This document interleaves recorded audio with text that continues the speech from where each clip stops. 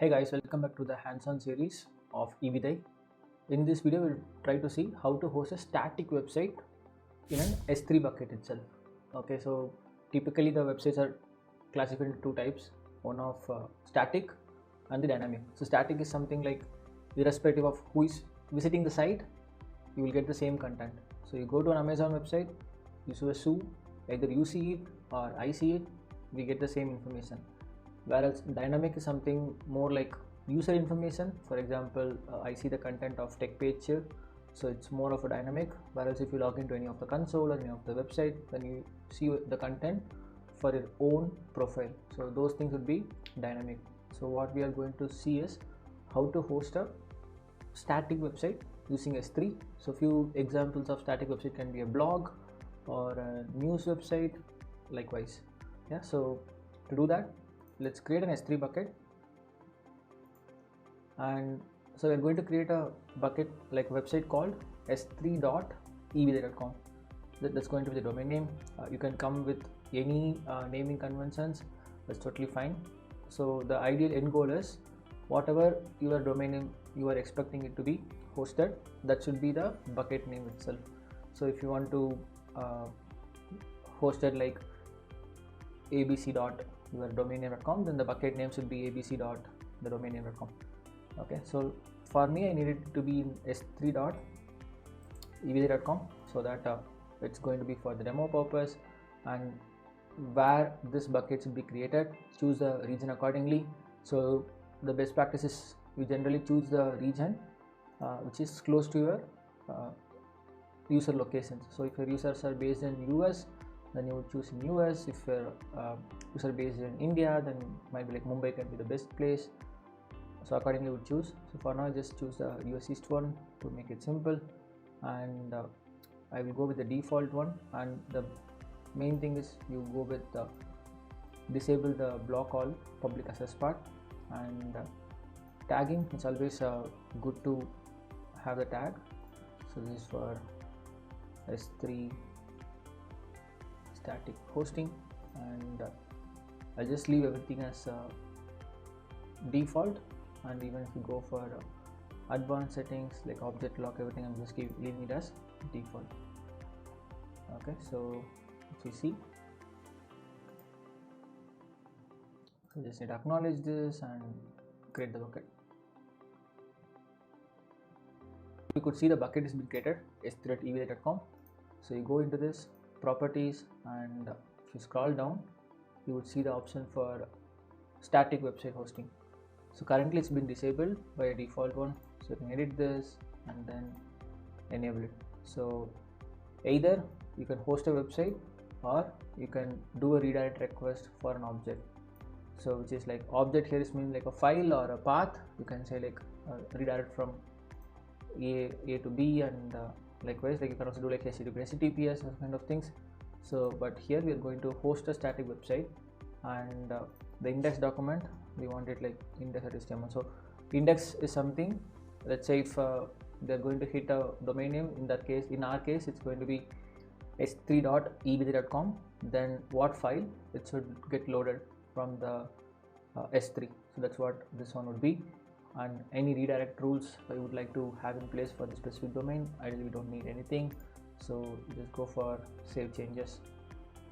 So now we have the thing enabled, and if you go and check here, you're getting like 403 forbidden and getting this access.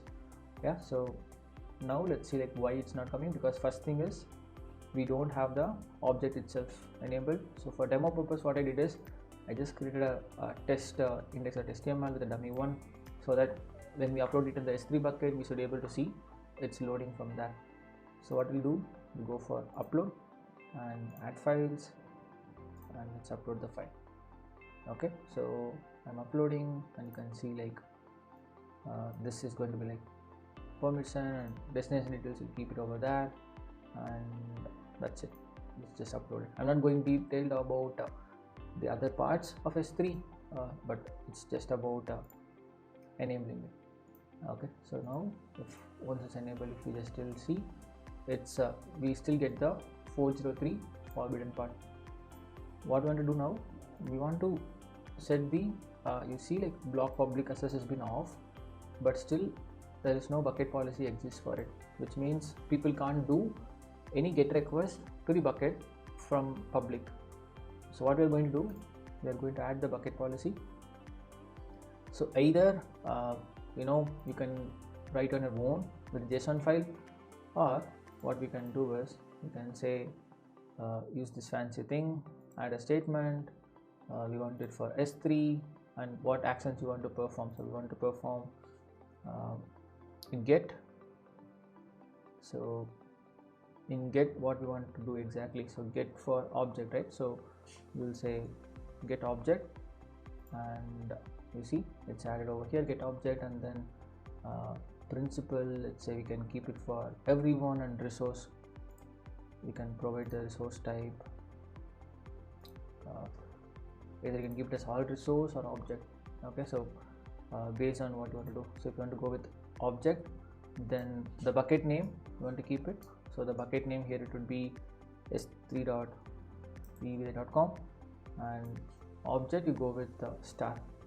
Okay, so object is, so generally you would go with this specific ARN, so that it's very like granular level is given and not for all the resources or all the S3 buckets. So this policy we are mounting only with the specific resources.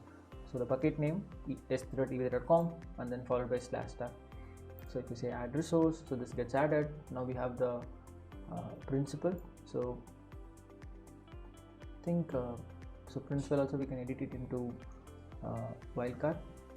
Okay, so that's it. So you can just save changes, and now we are saying like no matter what, give access for this specific S3 bucket. So now if we do a refresh, you could see we could be able to hit the one with the endpoint, but still if you see here, the endpoint is not exactly what we wanted, because it's like s3.evidhai.com.s3 blah blah blah. But what we wanted is, we wanted to access the website with s3.evidhai.com, right? So what we are going to do is, we already have the domain name registered with us. So if you haven't done, we already made a video on it, how to do that. So I would highly recommend go and check it out. So what we are going to do is, we are going to go to the Route 53, where the entire DNS we manage. So you go to the Route 53, and we're going to create a DNS entry so that our domain can start pointing to this S3 bucket. How are we going to do it? So go to evidhai.com, create a record, and so here you would see something like, let's say s3.evidhai.com, and so alias to S3 website endpoint, and where our S3 ends, like it's in US East 1. So choose the region, and if you go for the S3 endpoint, so it's automatically populates because we have only one S3 endpoint created. If you have multiple ones, then it automatically populate. So now you see like it's s3.evidhai.com, and you choose alias, and it automatically creates the one. So just create a record. You could see the record has been created, and now if I go and hit for s3.evidhai.com in a public, you would see the website is hosted. So now we could see the website is hosted on s3.evidhai.com, but also you see it's been showing a cross symbol, which means it's not HTTPS enabled. And as of now, all the websites which are like hosted under S3, it's not directly enabled with HTTPS. In case if you want to enable HTTPS, there are other ways to achieve it, which we'll be covering it in the upcoming videos.